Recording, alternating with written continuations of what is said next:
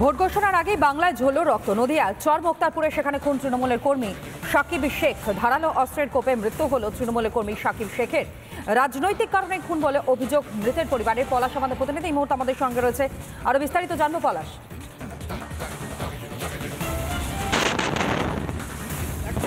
নির্বাচনের কিন্তু এখনো নির্ঘণ্ট বাজেনি, কারণ আজকে আর কিছুক্ষণ পর অর্থাৎ কয়েক ঘন্টা পর কিন্তু নির্বাচনের দিনক্ষণ স্থির হবে। আর তার আগেই এই যে আমি একটু ভিডিও জার্নালিস্ট বিশালকে দেখাতে বলবো, এই যে থানারপাড়া থানা, এই থানারপাড়া থানা এলাকাতেই কিন্তু নির্মমভাবে এক তৃণমূল কর্মীকে খুন হতে হলো। আমি একবারে সরাসরি একটু জানবার চেষ্টা করব, পরিবারের সবাই আছে, কি হয়েছিল ঘটনা। আমার স্বামী বাড়িতে ছিল গো, আমার স্বামী বাড়ি আসি 10 মিনিট না হতো আমার স্বামীকে আমার দেওয়ারের দোকানে যেতে যেতে ধরি মেরিছে গো, কংগ্রেসরা মেরিছে গো। আমার স্বামী তৃণমূল করে গো, তৃণমূলের আমার স্বামী কেন খুন করলো আপনার স্বামী? আমার স্বামীকে যে কেন খুন করলো আমি জানিনি গো। এর আগুতে আমার স্বামীকে 4 মাস আগুতে মেরে ফেলছিল গো। আমার স্বামীর মাড়ি ভেঙে দিয়েছিল, আমি ভালো করিলি আনু স্বামী গো, আবার আমার স্বামীকে খেয়ে নিল গো। আমি একবার একটু নিহত সাকিবের বাবার সঙ্গে একটু কথা বলবার চেষ্টা করব, কি হয়েছিল ঘটনা। আমার ছেলে বহুত চুপ ফিরাইছিল, তৃণমূল কংগ্রেস কিছু বেরিয়েছে আমার ছেলেকে শেষ করে দিয়েছে কংগ্রেসীরা। কেন হঠাৎ আপনার ছেলের উপরে আক্রোশ কেন? তার আগেও বেরিয়েছিল, পঞ্চায়েত ভোটের সময় বেরিয়েছিল, ছেলের দাঁত মাছ সব ভেঙে দিয়েছিল, সেদিন আমি কেস করেছি, আমাকে আক্রমণ করি আমার বেরিয়েছে আমার ছেলেকে। আমাকে বলিছে কেস তুলো, আমি বলেছি কেস তুলব না। যেটা জানাচ্ছে ভীষণভাবে তিনি কিন্তু বিহ্বল শোকে, তার পুত্র হারা, তার সন্তান হারিয়েছে। যেটা জানাচ্ছে যে পঞ্চায়েত নির্বাচনের সময় থেকে গন্ডগোলের সূত্রপাত এবং একাধিকবার তার ছেলেকে বারবার মারধর করার একটা চেষ্টা বা উদ্যোগ ছিল। আমি আরো একবার জানি, আরেকবার স্বামী গো, আমার স্বামী কিছু করেনি, আমার স্বামীকে কংগ্রেসরা মারল গো। আমার স্বামীকে আজ 3 মাস 4 মাস আগুতে মেরে ফেলছিল, সেদিন আমার স্বামীকে বাড়েনি মানুষ ছিল বলি গো, আবার আজ আমার স্বামীকে মেরে ফেলল গো। আমার স্বামীকে যারা মেরেছে তারাই আমার স্বামীকে আবার ঘুরি মেরেছে গো। আমার স্বামীর কিসের শত্রু ছিল আমি জানিনি গো। পঞ্চায়েত ভোটের সময় কি হয়েছিল? পঞ্চায়েত ভোটের সময় ওদের রাগ ছিল, হেসু হাতে করে ঘুরি বেড়িছে আমার স্বামীকে। আমি কোনো জায়গায় যেতে দিইনি, আমি ঘর উনে বেড়াতে দিইনি, মারবে। যেটা জানাচ্ছে যে পঞ্চায়েত ভোটের সময়ও কিন্তু এর স্বামীর ওপরে একইভাবে অ্যাটাক হচ্ছিল। আমি একটু শুধু জানবো যে এই যে এখনো পঞ্চায়েত ভোটের যে রাশ কাটেনি, তার মধ্যে আবার আজ কিছুক্ষণের মধ্যেই লোকসভা নির্বাচনের ভোটের দীর্ঘণ্ট বাঁচবে। এই ভোটের আগে এই ধরনের খুনোখুনি, এটাকে কিভাবে দেখছেন বলবেন? যত কিছু বুঝতে পারছি না ভালো, আমি আপনারা কিভাবে দেখছেন? আমি এসব জানি না, আমার বাড়ি এখানে না, আমার বাড়ি পিপলখোলায়। একদমই। আমি আরেকবার নিহতের বাবার কাছে জানবার চেষ্টা করব। নিহতের বাবা, আমি একটুখানি দাদা একটু জানবো কি হয়েছিল ঘটনাটা। আরেকবার একটু বলুন, আরেকবার একটু। আমার ছেলে পঞ্চায়েতে ভোট করেছে, তাও পঞ্চায়েত আমরা আমার বাড়িতে তাও সবাই মিলে জায়গা দিতে হবে। কংগ্রেসের আমাকে ভোট করতে দেয়নি, কংগ্রেস আমাকে ঘিরেছিল, রাত্রি 11টা 12টা মধ্যে আমার বাড়িতে শুয়েছিল। দিয়ে আমার ধরে চুন ফিরে যাচ্ছে, কংগ্রেসরা বেরিয়েছে আসামে কেস তুলতে হবে তোকে, আমি কেস তুলবো না। পঞ্চায়েত ভোটের সময় যেই গন্ডগোল হয়েছিল তার কেস আপনার ছেলেকে তুলে নেওয়ার জন্য অনুরোধ করছিল, কে বা কারা? সেরা বেরিয়েছে এরাই জানে, নালটু সৌরভ আরো আছে 5-7 জন, একজন আছে জানেন। এখন কি চাইছেন আপনি? এখন কি চাইছেন? আমি বিচার চাই, আমি বিচার চাই, আইনের কাছে আমি বিচার চাই আমার ছেলে। পুলিশের এই যে আপনার ছেলে একজন তৃণমূল কর্মী খুন হলো, পুলিশের ভূমিকা নিয়ে কি বলবেন?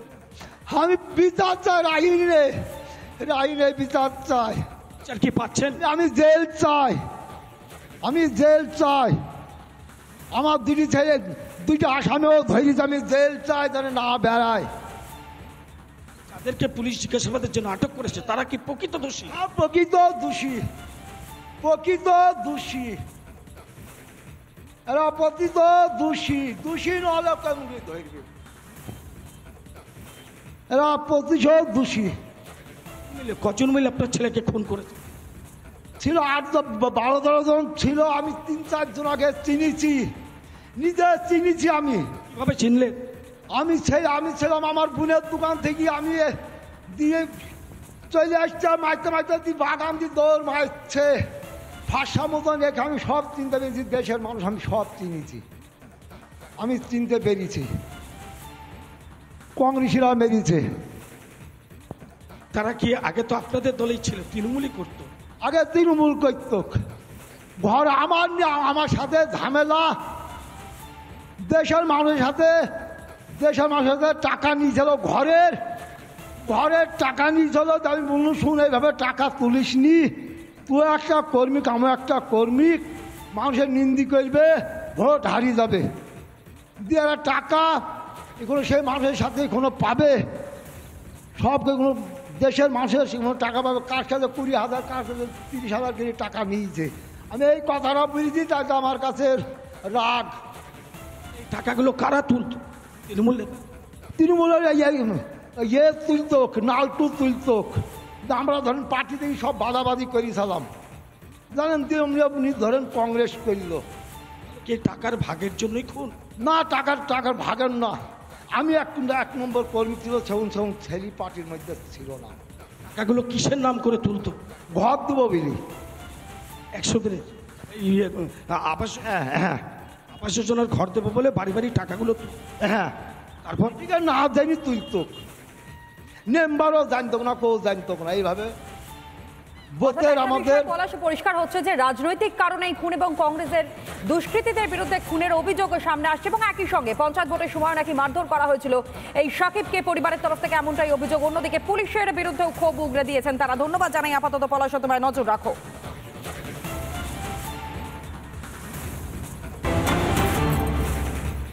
শুরুতেই আপনাদেরকে জানাচ্ছিলাম যে আজই লোকসভা ভোটের নির্ঘণ্ট ঘোষণা হতে চলেছে এবং ঘোষণা করতে চলেছে নির্বাচন কমিশন।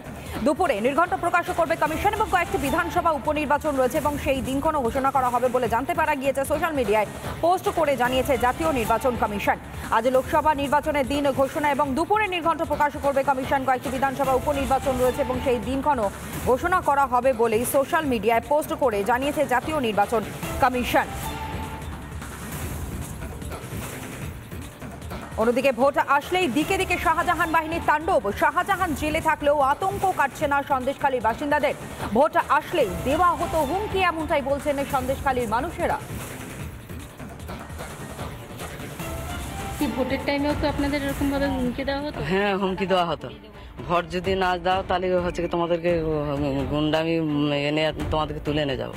ভোট দিতে গেলে বলছে এইখানে চিহ্নে মারো, এই চিহ্নে মারতে হবে, না হলে ভোট দিতে পারবে না। আমাদের আশেপাশে যেসব মেয়েদের বিজেপি করে তাদেরকে বলা হয়েছে যে তোমরা ওখানে যেও না, তোমাদের পরে ব্যবস্থা নেওয়া হবে। রাত্রে কি হচ্ছে এখানে ভোটের সময়? বাচ্চা কাচ্চা দোল লাগিয়ে রেখে দিয়েছি, হচ্ছে কি বেরোতে দেয়নি বাড়ির থেকে। হ্যাঁ, বাড়িতে থাকার মতো না ভোটের সময়। অর্থাৎ নিজেদের কোনো স্বাধীনতা নেই, তারা কাকে সমর্থন করবেন সেটার অধিকার পর্যন্ত সন্দেশখালী বাসিন্দাদের নেই। আর এই লোকসভা ভোটের আগে তাহলে আতঙ্ক কমাতে কি ব্যবস্থা নিতে চলেছে কমিশন? এবার রাষ্ট্রপতির দ্বারস্থ সন্দেশখালীর মায়েরা। আপনারা আজকে রাষ্ট্রপতি দ্রৌপদী মুর্মুর সাথে দেখা করেছেন এবং আপনারা নির্দিষ্টভাবে বলেছেন ম্যাডামকে যে আপনাদেরকে বাঁচানোর জন্য আপনাদের মূল দাবি কি? সন্দেশখালী থেকে আজ এত দূরে আপনারা যেখানে গেছেন, রাইসেনা হিলসে আন্দোলনটাকে নিয়ে গেলেন। দ্রৌপদী মুর্মুর কাছে গিয়েছিলাম, সেখানে আমি ওনার কাছে আবেদন করেছিলাম।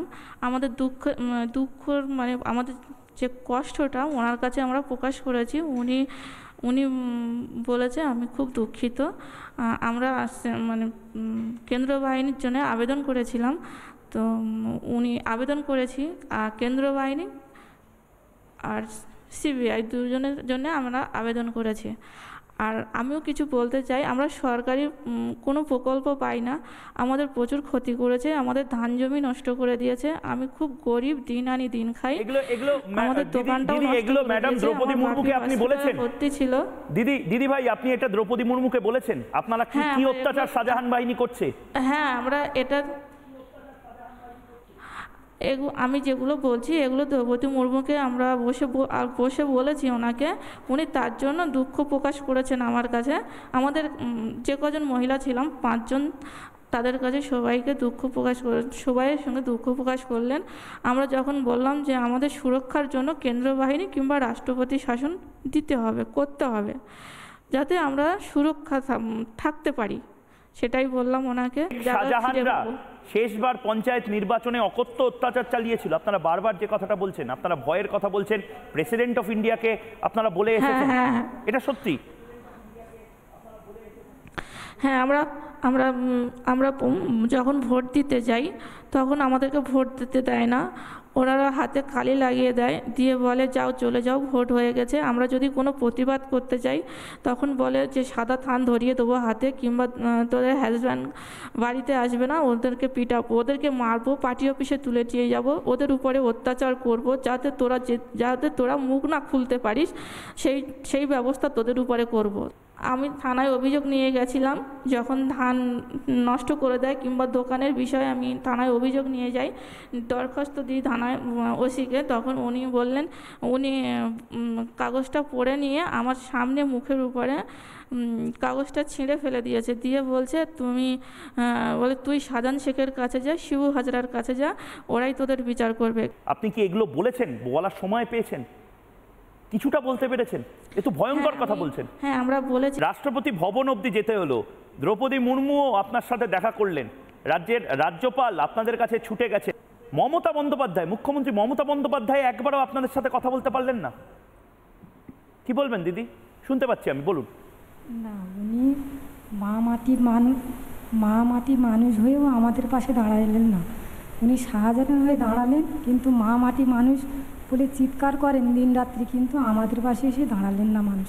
এর থেকে মুক্তির উপায় কি? আপনারা মনে করছেন যে মিলিটারি এবং কেন্দ্রীয় বাহিনী দিয়েই ভোট হলে, বা আপনাদের সন্দেশখালীতে লাগাতার মিলিটারিরা ঘুরে বেড়ালেই আপনাদের মুক্তির পথ? এটা কি হতে পারে? রাজ্য পুলিশের ওপর আপনাদের কোনো ভরসাই নেই? পুলিশ মন্ত্রী মমতা বন্দ্যোপাধ্যায়। না, আমরা রাজ্য পুলিশের আস্থা চাইছি, পাইনি। আমরা প্রথম থেকে রাজ্য পুলিশের কাছে গিয়েছিলাম, উনি প্রথম থেকেই আমাদের কোনো সাহায্য করেনি। উনি কথা বলেছেন শিবু হাজরা, শাহজাহান শেখ, উত্তম সর্দার, এদের সঙ্গে কথা বলেছে, একসঙ্গে বসে ড্রিঙ্ক করতো ওনারা, একসঙ্গে বসে ড্রিঙ্ক করতো, একসঙ্গে খাওয়া দাওয়া করতো। কোনো সরকারি প্রকল্প আসলে ওনারা আত্মসাৎ করতো। আমাদের সন্দেশখালী কিংবা ঝুপখালী, বেড়মুজোর আমরা কোনো সরকারি প্রকল্প পাইনি।